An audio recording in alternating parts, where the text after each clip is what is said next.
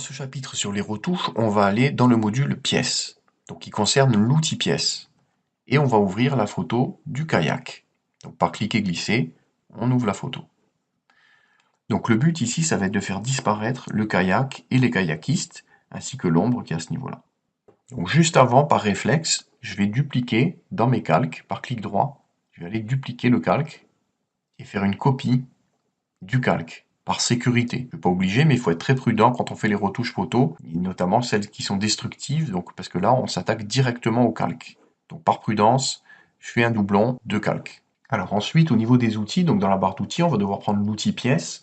Donc là, moi je les connais par cœur, donc je sais qu'il est ici, vous voyez, c'est une pièce de tissu. Alors on a vraiment une pièce de tissu, et quand on survole, on a une petite démo de ce que fait l'outil. Donc ça, on va voir, il fonctionne en deux temps. Donc là, je sais qu'il est caché avec l'outil éventuellement correcteur localisé. Donc c'est un icône en sparadrap.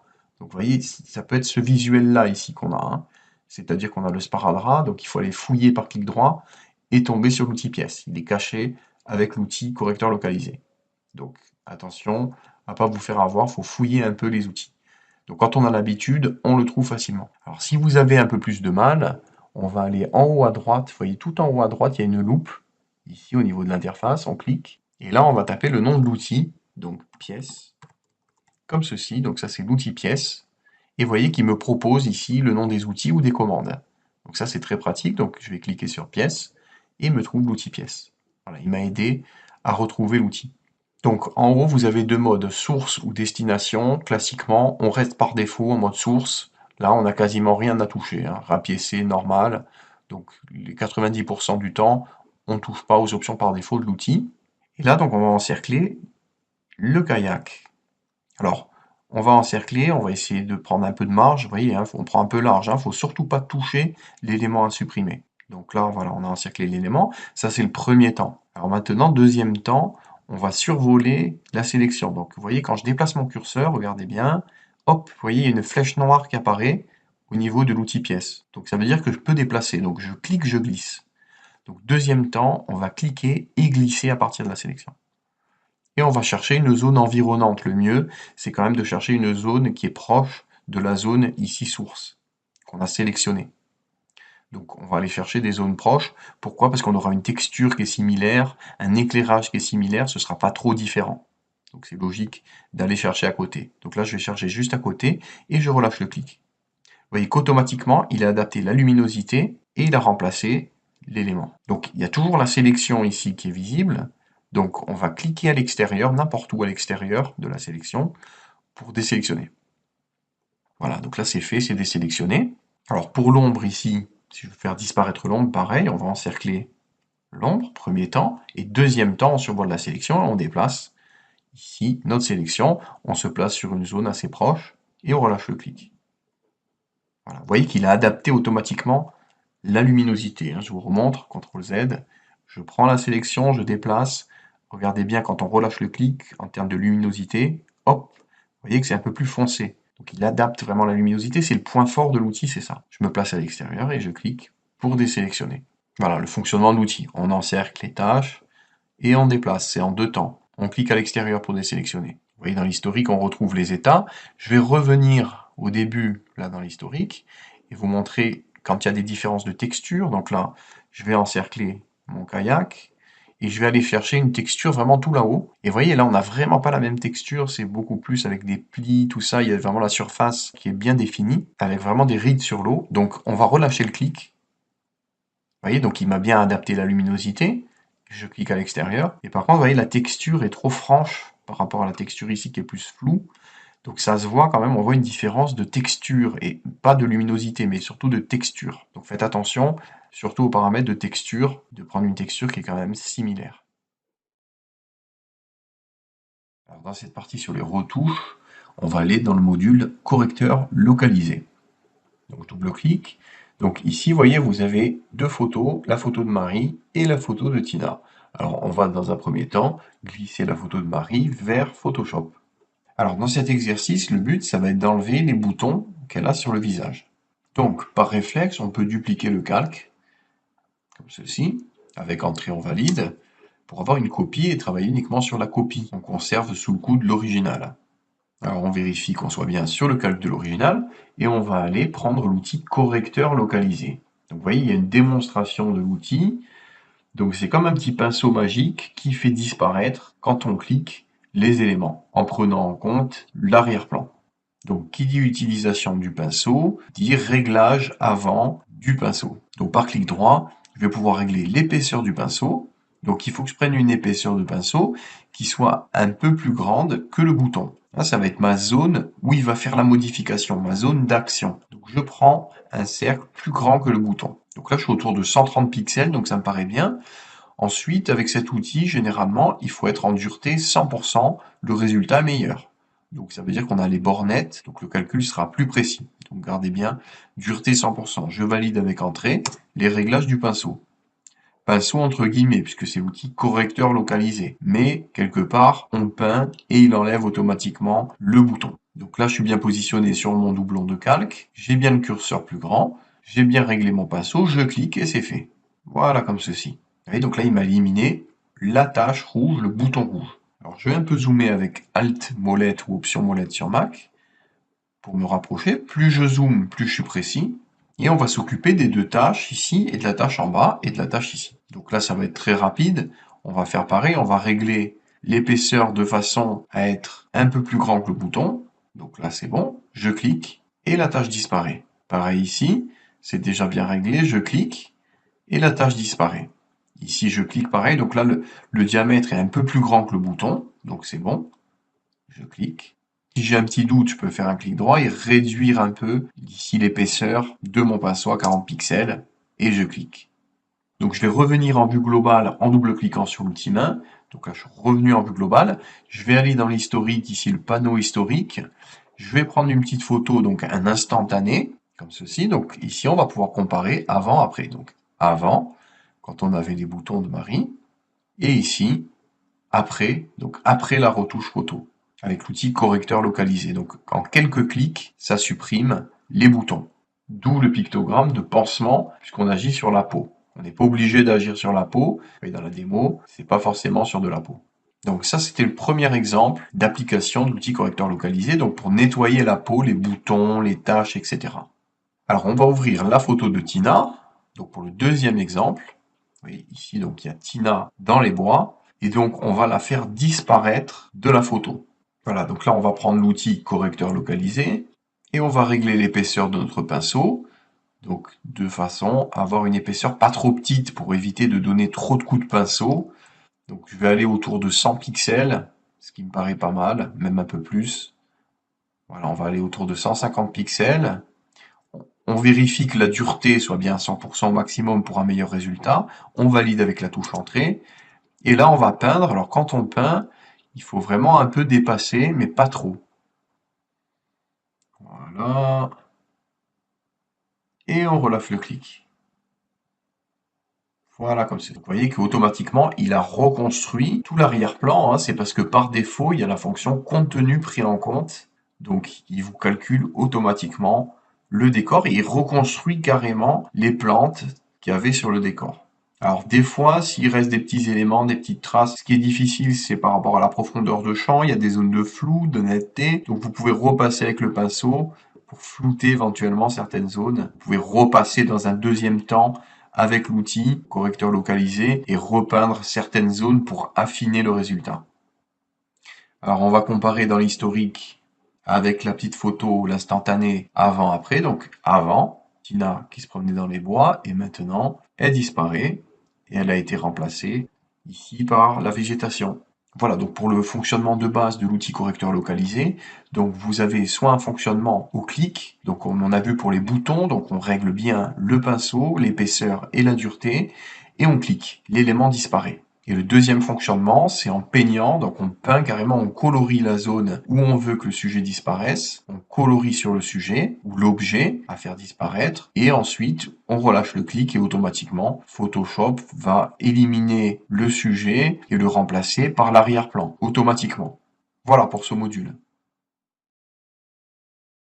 Alors dans cette partie retouche, on va voir le module tampon de duplication, donc qui est un outil très utilisé dans Photoshop, qu'il faut savoir quand même utiliser de base. Donc on va rentrer dans le dossier et on va commencer par la photo de l'orange. Donc je vais la glisser vers Photoshop et on va ouvrir du coup la photo. Alors avec cette photo, le but, ça va être de cloner ici l'orange. Donc on va faire un genre de copier-coller de l'orange. Donc par réflexe, on va faire un clic droit sur le calque et on va demander dupliquer le calque pour travailler sur une copie et non pas sur l'original. Donc de cette façon, on protège quand même l'original et on peut travailler directement sur ce calque-là. Alors je vais aller prendre l'outil tampon. Voilà, donc ici il y a une démonstration de l'outil. Donc c'est un outil qui fonctionne en deux temps. Donc on fait comme un copier-coller. Alors dans un premier lieu, on va choisir les options du pinceau. Donc on fait un clic droit et on va choisir déjà l'épaisseur. Alors il ne faut pas qu'il soit trop petit le pinceau, sinon on va faire trop d'aller-retour avec le pinceau, trop de coups de pinceau, et il ne faut pas non plus qu'il soit trop gros. Donc autour de 150 pixels, c'est pas mal. Voilà, entre 100 et 200 pixels, c'est déjà pas mal. Au niveau de la dureté, donc la dureté, vous vous rappelez, c'est est-ce que le bord du pinceau est flou ou est-ce qu'il est net? Dans notre cas, ça peut être pas mal d'avoir un pinceau flou pour faire un fondu entre l'orange et l'arrière-plan. Donc je vais valider avec Entrée.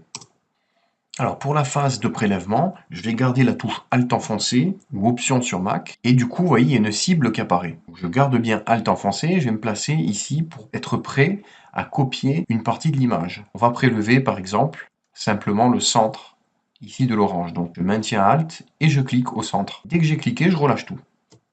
Ensuite, je vais me décaler. Et vous voyez que du coup, on prévisualise la zone qui va être collée. Donc là, on est sur le deuxième temps. On a prélevé la zone et ensuite on va coller. Donc ici, on va cliquer, glisser pour peindre. Vous voyez, alors là, le point important, c'est de bien comprendre que la zone où il y a la croix, c'est la zone qui est copier-coller. On est en train de peindre la zone où il y a la croix. Donc on va peindre. Vous voyez, là, on peint le dessus de l'orange. Et on y va prudemment. Donc vous voyez que là, on révèle ici l'ombre. Voilà, donc c'est du copier-coller.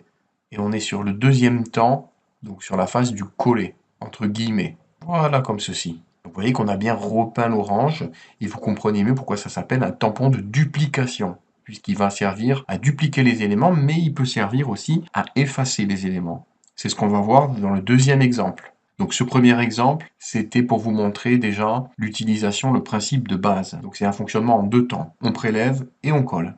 Alors pour le deuxième exemple, on va glisser la photo de David vers Photoshop. Vous voyez là le but, ça va être de faire disparaître David et de voir uniquement le décor. Donc dans un premier temps, on va zoomer, plus on zoome, plus on est précis. Donc j'utilise Alt molette ou Option molette sur Mac pour me rapprocher du sujet. Par réflexe, on va dupliquer le calque pour protéger l'original et on va travailler sur la copie. On va prendre l'outil tampon. Alors on va commencer par les zones un peu simples, donc en haut. Donc là, je peux prendre un grand pinceau autour de 158, à peu près comme tout à l'heure, 150, 100, 200, voilà, mais qu'il soit quand même grand. Et la dureté, on va garder les bords flous pour pouvoir avoir une transition adoucie, puisqu'on a un ciel avec des transitions adoucies. Vous voyez, la transition ici est assez adoucie. Donc on va prélever la zone un peu claire à ce niveau-là. Donc je maintiens la touche Alt ou Option sur Mac, et je me replace à côté, et on va l'écraser.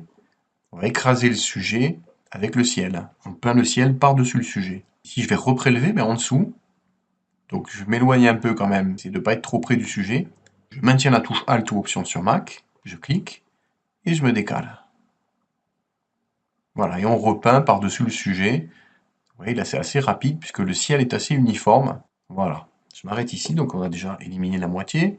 Alors là, je vais être un peu plus précis, donc je vais diminuer l'épaisseur, clic droit, on va réduire l'épaisseur, comme ceci, peut-être un peu plus, voilà, autour de 100 pixels. On prélève à côté, Alt-clic, voilà, comme ceci. Donc on y va quand même tranquillement. Alors, vous voyez, là je vois que ça réapparaît, le sujet apparaît, attention à ne pas prélever trop près, donc je m'arrête, j'y vais prudemment. Là je vais me replacer dans ce sens-là, on prélève, Alt-clic, on relâche et on clique pour peindre. Là, la partie délicate, ça va être la transition entre la montagne et le ciel. Là, je m'arrête ici avec ce gros pinceau. Là, à la limite, pour l'autre jambe, on peut aussi se placer sur le côté, ici prélever et repeindre. Mais là, je m'arrête là. Donc là, ça va être un peu plus précis puisqu'il va falloir s'occuper de la transition entre la montagne et le ciel. Cette zone qui est bien délimitée. Donc là, on va changer les options du pinceau. On va faire un clic droit, on va réduire l'épaisseur et on va augmenter la dureté. On peut peindre de façon nette. Voilà, comme ceci. Donc je valide avec Entrée. On va prélever à ce niveau-là. Et on va écraser. Vous voyez que mon bord est beaucoup plus net et me sert à délimiter vraiment la forme de la montagne. Pareil pour l'autre jambe. Et je vais me placer plutôt de ce côté, où la lumière est un peu plus proche de ce qu'on veut, un peu plus clair. Voilà, j'y vais par petits morceaux. Je reprélève ici, Alt-clic, et on repeint. Alt-clic, et je repeins. Voilà, on va se placer là. Alt-clic, et je repeins. Alors là, il y a une petite très légère tache, donc je prélève, et je repeins. Alors là, je vois qu'il y a encore une tache, donc on va utiliser un pinceau beaucoup plus flou, dureté 0. Je prélève, et je peins. Donc là, ça me paraît bien. Et on va s'occuper de ses jambes. Donc, je vais me mettre en dureté 100%. Je vais prélever au niveau des rochers. Et on va redessiner les rochers. Donc là, ça va être très rapide. Voilà, là pareil, je prélève, je peins. Je prélève, je peins. Je prélève, je peins. Vous voyez, quitte à rajouter des rochers, c'est pas grave. Alors là, on voit des répétitions. Donc je prélève et je masque. Là, pareil, on va prélever au niveau des rochers. Et on peint par-dessus. Voilà. Alors là, je vais réduire encore l'épaisseur. Plus je réduis l'épaisseur, plus je suis précis. On va faire Alt-clic et on va peindre par-dessus. Je vais me placer ici, je prélève, je peins, je prélève, je peins, je prélève, je peins, je prélève, je peins, je prélève, je peins. Voilà, là on prélève, on peint. Et le rocher, voilà, j'ai remplacé le rocher. Il n'y a plus les chaussures ici. Et là, pareil, donc ici, à ce niveau-là, on va prélever là et on va peindre. Et voilà, ça le fait d'un coup. On va effacer vraiment tout ça. Voilà, là, on est pas mal. Donc là, c'est bien. Je prélève, je peins.